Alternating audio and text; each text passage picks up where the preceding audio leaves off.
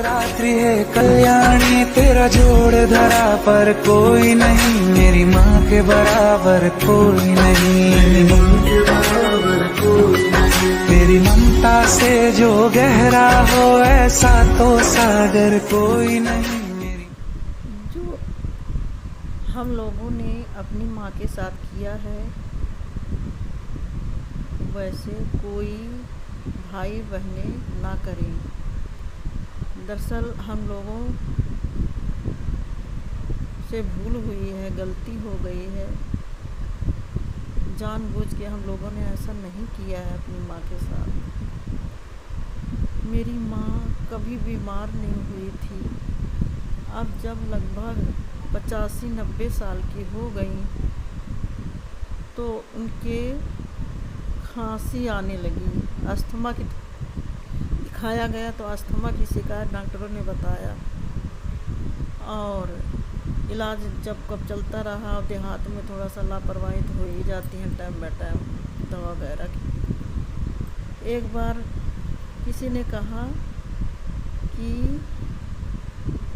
जब तुम्हारा लड़का आर्मी में है तो आर्मी थ्रू से इलाज करवाइए ना, क्यों फालतू पैसा बर्बाद करते हो। हम लोगों ने बहुत बड़े कानपुर में जो रेजेंसी हॉस्पिटल है वहाँ पे माँ को दिखाने ले गए। उन्होंने जांच वगैरह किया और बताया कि चेस्ट में चने की बराबर गांठ है। अब सभी लोग घबरा गए कि इसका इलाज अगर जो नहीं करेंगे तो ये कैंसर बन जाएगा। अब इसका इलाज डॉक्टरों ने शुरू किया। इतनी एज में जो जांचें नहीं होनी थी वो भी सारी जांचें डॉक्टरों ने करवा लिया, जबकि इनकी अवस्था नहीं थी ये सब झेलने की। लेकिन पहले की खवाई पियाई से मजबूत थी, उन्होंने सब झेला। और जबकि मेरी माँ इस चीज़ों में तैयार नहीं थी, वो कह रही थी हम इलाज नहीं करवाएंगे, बस सिर्फ हमारी खांसी की इलाज हो जाए, खांसी थोड़ी सी कम हो जाए बस।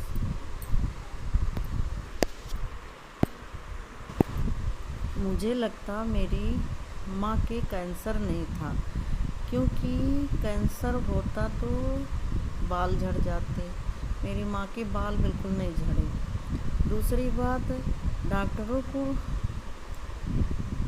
इतनी जांचें नहीं करनी चाहिए थी। ऐसे छोड़ देते हम लोग, कैंसर का इलाज न करवाते तो मेरी माँ 10 साल चलती। उस कैंसर का इलाज कीमो वगैरह चढ़ने से और ज़्यादा गड़ियाते गई। अब इनकी ऐसी हालत हो गई कि देखा नहीं देख जा रहा। मतलब उनके अब 3 महीना से लगभग आवाज़ चली गई, बोलना नहीं आता और अन्न वगैरह नहीं जाता। गले में प्रॉब्लम हो गई, गले की नसें सूख गई। इसीलिए हम ये वीडियो बना रहे हैं। कोई बहन भाई यदि इस वीडियो को देखें तो आस पड़ोस या कोई किसी के यहाँ, भगवान न करे ऐसा हो, जो किसी के यहाँ बूढ़े लोग या किसी के हो तो उनको उन्हीं की हालत में छोड़ देना चाहिए। यदि दर्द नहीं है तो उसका इलाज नहीं करना चाहिए। 10 साल ऐसे मतलब इंसान चल सकता है। इलाज करने की वजह से ज़्यादा प्रॉब्लम हो गई। अब वो चम्मचों से थोड़ा बहुत दूध, चाय, जूस बस जा रहा।